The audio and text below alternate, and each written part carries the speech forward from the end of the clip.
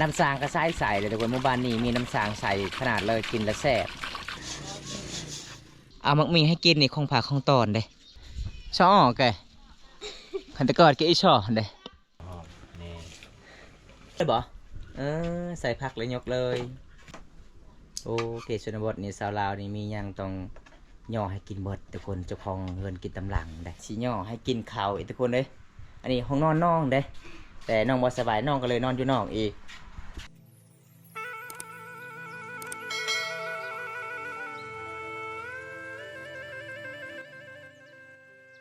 หลังจากมาเยี่ยมมายามน้องวันนี้ก็ไข่ได้ย่างแล้วเรื่องของน้องได้อาหารปลาแต่ไปยังเจ้าคือบ่กินปลานี่ซะห้อมมันแห้งหลายบ่น้องโอ้แห้งหลายเนาะนี่เนาะปลานี่เขากินลาบแสบได้ซะห้อมนี่ปลานี่นะปลายังเพิ่นนี่อาการน่ะกระรึมแอนรู้จักกระเรียบนะตัวนี้น้องกะสิเห็ดกินทุกคนเลยมาเยี่ยมมายามน้องเพื่อน3,200น้องกับประมาณชั่วนี้เลยทุกคนได้ให้อย่างซอมโอ้ปลาทะเลบ่ได้ปลามาที่ไซนี่น้องซื้อมาแต่เมืองโอ้อายเจ้านี่เข้าเมืองตลอดเลยเนาะอายเจ้าเจ้าเคยกินแบบปลาทูป่ะเคยเขาก็กินปลาทูนี่เขากินที่หัวเด้กระโตมันบ่กินนี่น้องเอ้ยถ้ากินกระโตนี่เขาบอกเท่าไว้ดิ ถ้าจะกินกับอายกระโตจะให้ค่อยจะกินที่หัวได้กับหางมันเด้อ โดย เอาน้องอดข้าวอดน้ำกินแต่น้ำนมทุกคนเลยกินอาหารบ่แซ่บมามื้อนี้ก็งามขึ้นแล้วเด้อทุกคนสาวหอมหาก็ซื้อใหม่บ่สุดนี่บ่ซื้อมาเท่าใด350,000โอ้350,000ป้าโคตรแพงเลยทุกคนตอนนี้ประมาณ12 โมงแล้วอากาศก็ร้อนแต่ก็ดีใจน้ำน้องหลายอาการน้องดีขึ้นแล้วเด้อทุกคนเลย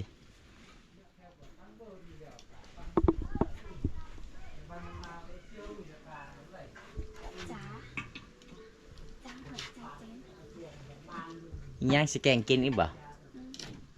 น้องสิต้มกินอีกเลยเป็นว่าสิปีไงมันชุกษาอันนี้น้ำสีหลางเฮ็ดกินย่างมาน้ำเตาเจ้าไม่ติด3 หน่วยบ่ซะหอมอันนี้หน่วยนี่ค่อยฮู้แล้วหน่วยตัวน้อยๆนี่เวลาจะเอาผัวเจ้าต้องจับมังน้ำเตาเด้ค่อยเห็นหลายๆคนเวลาเขาจะเอาผัวเลยทุกคนเขาจะเอามาน้ำเตาละเอามือเฮือนจะบ่าวเลยอีกมืออื่นก็คือบำตากะได้ทายสาวยุ่งเอาผัวทางบ้านนากองทุกคนเลยบ้านแกงเอาลองไปเบิ่งทางประเพณีทางนั้นก่อนไปชงเจ้าสาวจนหลายเจ้าสาวไปอยู่นำผู้บ่าวเด้ผู้บ่าวไปหัดเจ้าสาวมือเฮือน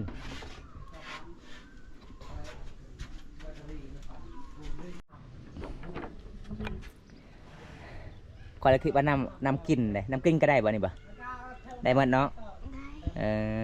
เฮือนน้องบ่มีขู่ส่วนหลายน้องใส่ตะกติกเด้เอาถอกเลยน้องเอ้ย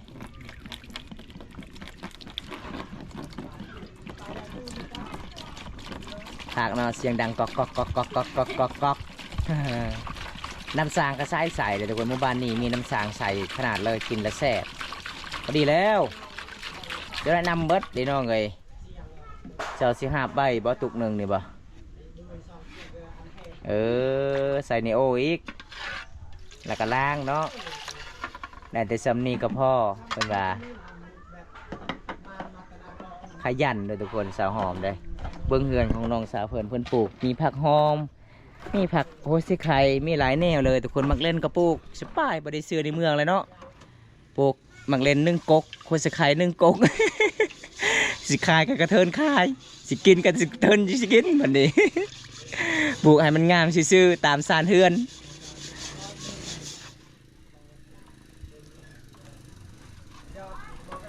ไม่สไลด์วะเนาะมีอยู่เนาะเก่งเลยทุกคนสะหอมให้กินเลยท่านเจ้าเอาพวกขยันแบบนี้บ่เห็นผู้สาวหลายๆคนเอาพวกคือนางเอกบาวตาสาวหันเนี่ยเอาพวกนี่แบบเราเฮ็ดกินกะลาวไปตักน้ำกะลาว หาพื้นกับลาวผัวลาวไม่ได้อยู่เฮือนเตะกะตอตอนแรง เพื่อนเสาหันน้อยๆเลยเนาะสงสารเสาหันหลายทุกคนนางเอกบอลตาตอนถ่ายตอนนั้นเลยทุกคนผู้หญิงนี่เคสชนบทนี่งามต้องเป็นผู้สาวหลังจากเอาพวกกระเท่าไว้เนาะเฮ็ดเวียกหลายเนาะ ตักนำกับผู้หญิงตำข้าวกับผู้หญิงไปกินกับผู้หญิงโอ้ยพี่น้องเลยเวลามาแต่ให้แต่ชวนกับห้าพื้นอีกได้อองผืดตำลังอีกกับผู้หญิงผู้ชายนี่ไม่ติอยู่ละล่ะหน้าที่ของผู้ชายนี่ใส่หมอง แล้วก็ทางให้ซักข้าวให้หน้าที่ผู้ชาย หลังจากคุกข้าวให้ส่วนหน่อยเขาเจ้าซอยเมียเนาะปะให้ผู้หญิงอย่างเดียวนั่นแหละผู้หญิงย่อนเท้าไวแต่โดนเลยให้มันงามก็คือมันงามในใดพี่น้องเขตชนบทเฮ็ดเวียกหนักเลยผู้หญิงขนาดสาวหอมเป็นสาวโสดเพิ่นเฮ็ดเวียกกะลักหนักแห้งเลย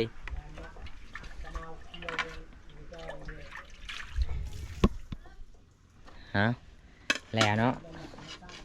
หลังบ่ได้ใส่สไลด์ใส่ติดใจมันก็สะอาดอยู่เด้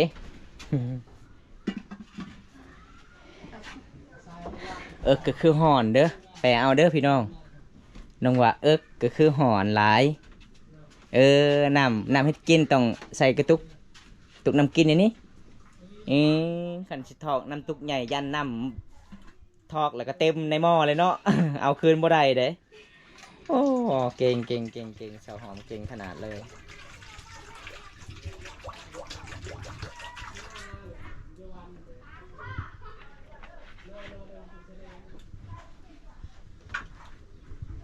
คันนี้พ่อไอ้แม่เอาไอ้เอาสวยไม่แต่เจ้าให้กินเองบ่หนึ่งข้าวไปกับเจ้าเอง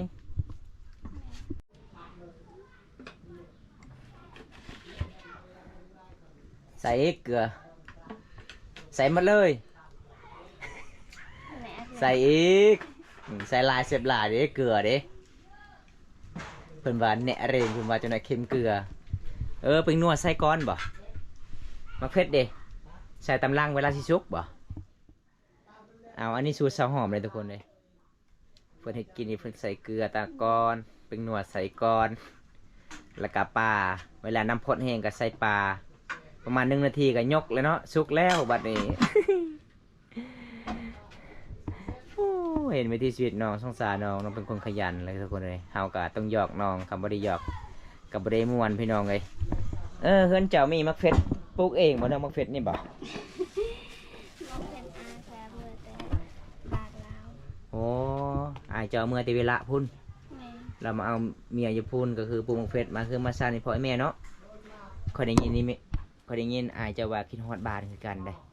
อยากแต่งเมียเอามือเฮือนกับบ่มีเงินเพิ่นว่าขดอง20 ล้านงัว3 โตเราคิดฮอดบ้านเฮานี่แหละว่าอยู่เวลา3 ปีแล้วบ่ได้กลับบ้านเลยอายเจ้ามาเยี่ยมมายามเจ้าบ่สบายบ่จักมือแล้วเรามาโดนเลยบ่โดนจักมือเลยโดนนะไอมาตอนนั้น3-4 มือคือบ่เห็นแล้วมาฮะแม่น2 มือบ่ว่าโดนนะประมาณ2 มือแล้วเอาต้องคอยไปมองเงินกับเบาแกเวลาคือบ่เห็นแล้วนะ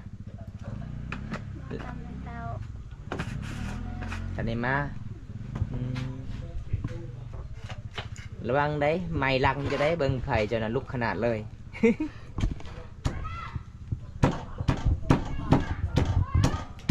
วางเด้อกระดอนใส่ตาได้น้องเด้อถึงตาเจ้าแล้วมันแสบแห้งได้น้องเลย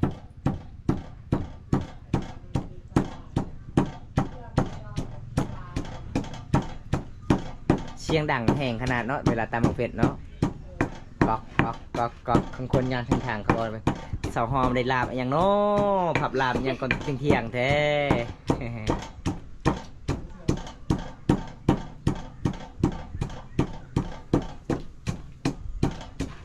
คือมุนหยากแถมมันเผ็ดเจ้าเนาะมุนหยากขนาดเลย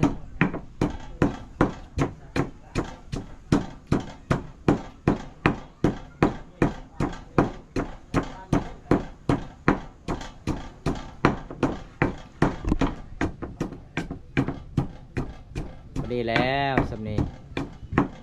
มันมุนแล้วเพราะว่าเจ้าแควล้นแล้วบอกกินบ่ได้บางเผ็ดนะ เวลาตำแจ่วต้องตำให้มุนเนาะ โอ้เอาตอนนี้น้องสาวเพิ่นก็สิใส่มะเขือได้ทุกคนเลยมื้อนี้ก็อัปเดตให้ไปที่ชีวิตน้อง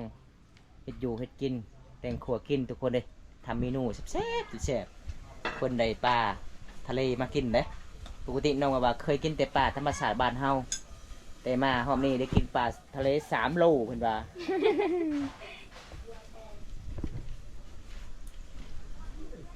เอ้าคือใส่ปิงนัวหน่อยแท้ปิงนัวหมดเลยบ่น้องยังเหลือซ้ำนี้ปิงนัวบ่ แม่ โอ้คันมีเด็กน้อยลายอยู่ในเฮือนเฮาหมดเนาะเขาเจ้ากินสมเนาะแต่ใครเจ้าบ่มีน้องอีกทุกคนปลาเพิ่นนี่เพิ่นปิ้งปลานี่เพิ่นบ่ได้ปิ้งในไฟเด้เพิ่นปิ้งอยู่ในแดดแล้วก็ในหม้อปะในหม้อ หลังจากนั้นน้องก็ใส่ในหม้อแกงกินอีกเพิ่นว่าโอ้ยปิ้งสุกยาก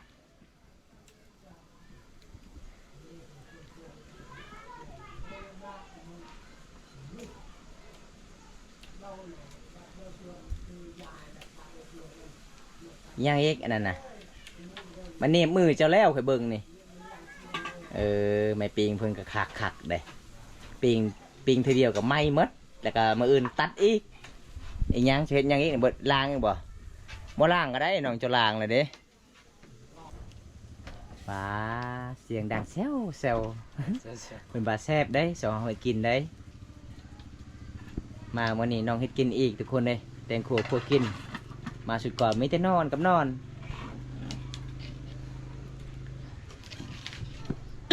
โอ้ย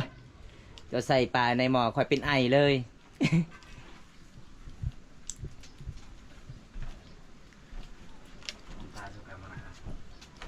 ฮะ เอา เช่นอะไรเงี้ย ที่ไหนล่ะซักเน่ แหละปลาชื่ออื่นเหรอก็จู่เหรอ เอา ฝรั่งอเมริกันเริ่มต้นยังกลองกี่หาวตอนนี้ระวังได้น้องเอ้ยมักเล่นเจ้ากันเจ้าเอานี่หมดเลยเด้มีแต่กุกหนึ่งเด้ ตอนนี้น้องสิเอาผักใส่กระปากก่อนทุกคน สบายแล้วเนาะจอมเนาะผักก็อยู่เหือนอยู่ซ่านเป็นลายแนวเลยได้นี่ผักอีตูนี่ก็มีผักอหย่างก็ โพสิไข่ ก็มี มันก็เล่นผักบัว ผักบัวครบสุด ผักบัวลาวผักบัวพลังครบชุดผักบัวพลังมันยังไงบ่ แม่นบัวพลัง เออ เอาเพิ่นมีผักบัว2 ประเภท3 ประเภทเด้เชิญเพิ่นเด้ ได้เอาน้ำมันล้างทัวยังมาทันได้ล้างเนาะล้างแล้วบ่ บ่ผู้สาวเขาเว้าผู้สาวชนบทนี่ออกแดดได้เด้น้องเอ้ย ได้ เฮ็ดให้เฮ็ดสวนได้เสียหญ้าก็ตากแดดสักข้าวให้ก็ตากแดดหุดข้าวให้ก็ตากแดด ฮือให้ก็ตากแดดบ่ได้ตากแดดมีแต่ทางให้ไข่มีกุกไม้ห่มเด้ สัมพอและสาวแถวชนบทนี่เกมแดงทุกคนเลยได้ เออ คือสเวกนี่โอ้ยมาเท่าใดนี่เกมของน้องนี่แดงตลอด แดงตากแดดนี่แดง คือบ่มันตาบ่ได้ตากแดดเฉพาะดำเนาะ แม่ แบบหน้าเฮาสุกนะตลอด เอาตากแดดคือกันแล้วมื้ออื่นเฮากลุ่มไผ่ขวดๆแล้วก็ตากแดดให้มันแดงคือกันเด้คือสาวเวกหน้าแดง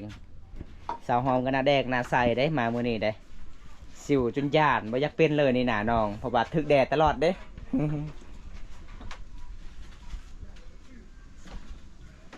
เอาใส่ยังอีกน้องผักยังอันนี้นะ บ่ได้ใส่ตำลังบ่ ปลาตู้ใส่สุกเลยป่าคนเด้ ปลาย่างนี่นะปลาทะเลบ่แม่นบ่ซอม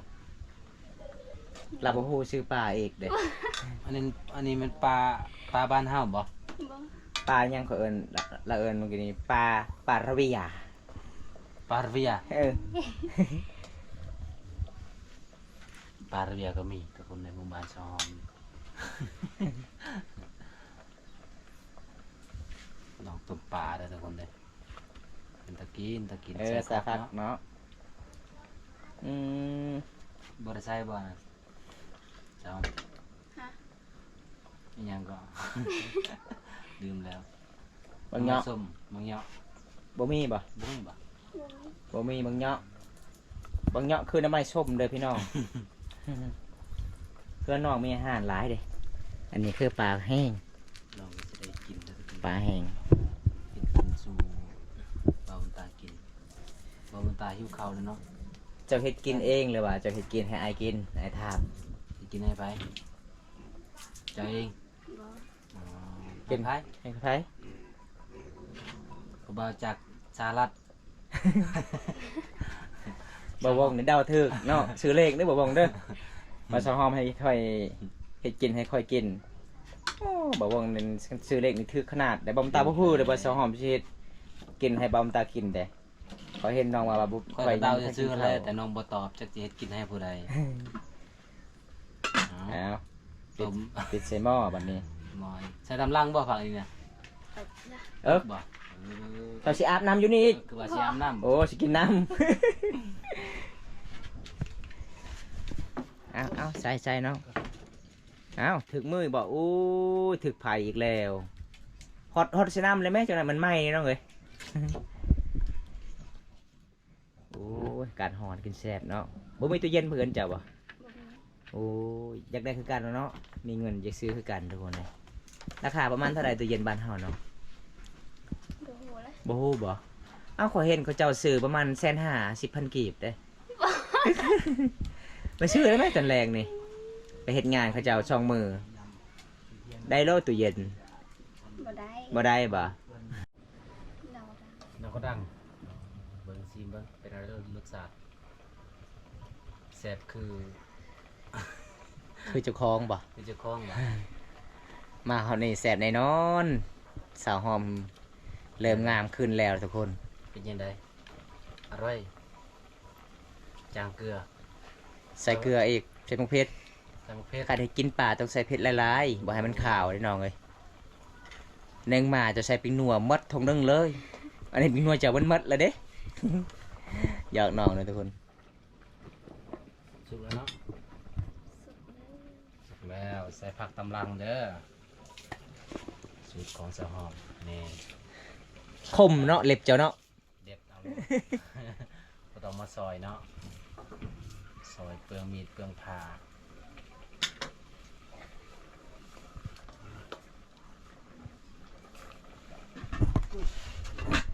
ประมาณจากนาทียกเลยบ่ใส่ผักเลยยกเลยฮ้อนแท้เลยทุกคนเลยขึ้นครัวน้องเด้ตอนนี้เขาอยู่กับเตาไฟอากาศเมื่อนี้ฮ้อนประมาณ36 องศาสี่พี่น้อง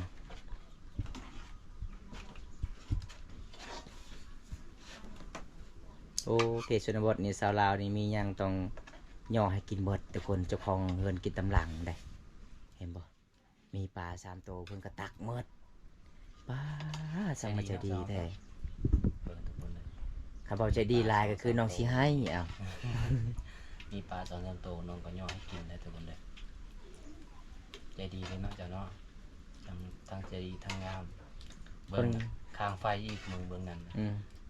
บ่ให้ถือเฮาเด้ แซ่บๆเลยเรียบร้อย เอาพ่อแม่จะเอาไว้แต่น้ำสดซื้อๆบัดติโตปลาดิมัดย่อให้อายกินมัดบ่ ตอนหนาเอาหมดเนาะ เอาหลังจากน้อง แต่งตัวครัวกินสำเร็จตอนนี้น้องกะสิย่อให้กินข้าวอีกทุกคนเลยอันนี้ห้องนอนน้องเด้แต่น้องบ่สบายน้องก็เลยนอนอยู่นอกอีกได้ใครเข้ามามื้อนี้เอานี่ล่ะทุกคนสาวลาวเขตชนบทเห็นบ่เพิ่นก็เอาน้ำล้างมือกินข้าวเอาติ๊บข้าวแล้วเอาผ้าเช็ดโตวแบบนี้ก็คือผู้ใดเอาขะดองต้องจ่ายเลยเด้อพี่น้อง60 ล้านเด้ผู้ใดเอาเพิ่นนี่ขะดอง60 ล้านบ่สิได้เด้เพิ่นเฮ็ดเวียกเฮ็ดงานเก่งได้ทุกคนเด้แต่สิได้มาเมื่อนี้เพิ่นชื่อสุดบางๆก็1,500,000ได้ชุดของเพิ่นเด้ 1,500,000บ่ 350,000โอ้ก็ถือว่า1,500,000 เอามีอาหารปลาทูปลาทะเลได้ทุกคนเลย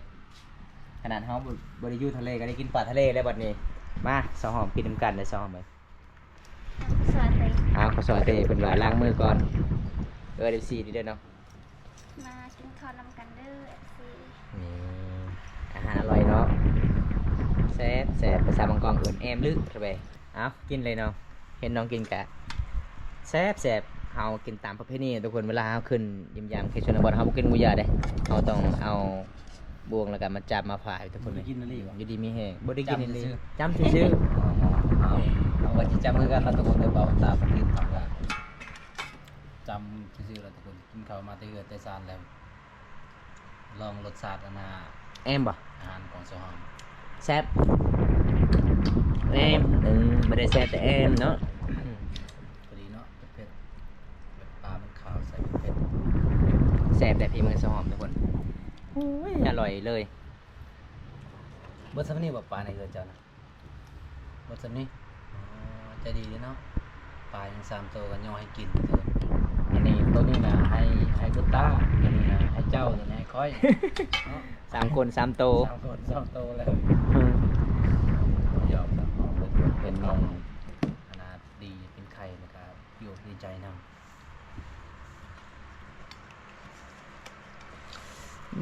แซ่บแซ่บพี่มือสหอมมันธรรมดาเด้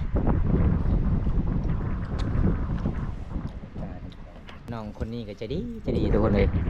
นี่มันเป็นตามประเพณีบ้านเฮาเลยเพิ่นมีปลา3 โตวเพิ่นก็ย่อให้กินหมดเลยส่วนอีพอยแม่เพิ่นเอาไว้แต่น้ำสดซื่อๆเลยทุกคนเลย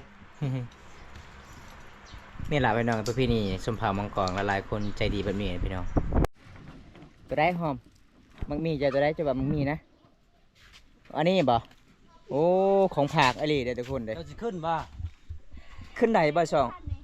เอ้านึกว่าขึ้นไหนทุกคนเลยดีใจน้ำน้องเลยตอนนี้น้องก็ดีบ่ดีสบายแล้วก็คือน้องก็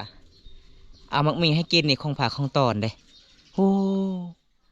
เพิ่นว่าดีย้อนอ้ายๆ3 คนมาถ่ายน้องละคันอ้ายบ่ได้ถ่ายก็บ่มีผู้ใหญ่ใจดีเห็นคลิป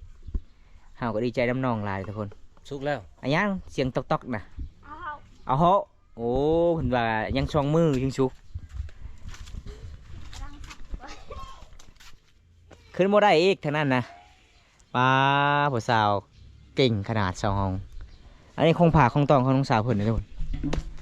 อ๋อเท่าไหร่ดี นุกหล่อเจอได้ไหน เละ นี่ช่อแกขันตะกอดแกอีช่อเด้ขึ้นบ่ได้เลยอยากขึ้นนี่ช่อไหม เอาอย่างนี้ไปเอาอย่างนี้ เอ้ยเกรียงเหรอเกรียงไก่ปืนที่ตับเหรอได้อยู่อ่ะโอ้เป็นยังไงสาวหอมเริ่มขานอีกบ่หลังจากจะกินปลานี่ บ่ บ่ได้คานบ่เริ่มดีแล้วเนาะมีความพยิ้มเลยเนาะวันนี้เนาะ ปกติก็เศร้าหลายแล้วก็ได้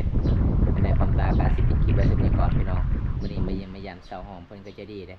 เอาสิกลับบ้านแล้วทุกคนแต่น้องเอิญก่อนเพิ่นว่าอย่าเผากลับดิอ้ายเอ้ยกินข้าวกินน้ำก่อนถ้าจะกินมักมี่เพิ่นว่าปีนเอาโลดอยู่กกมักมี่เด้ทุกคนมักมี่หลายมักมี่เจ้าว่ะประมาณจักหน่วย3 หน่วยเจ้าให้อ้ายจักหน่วย4 หน่วยให้อ้าย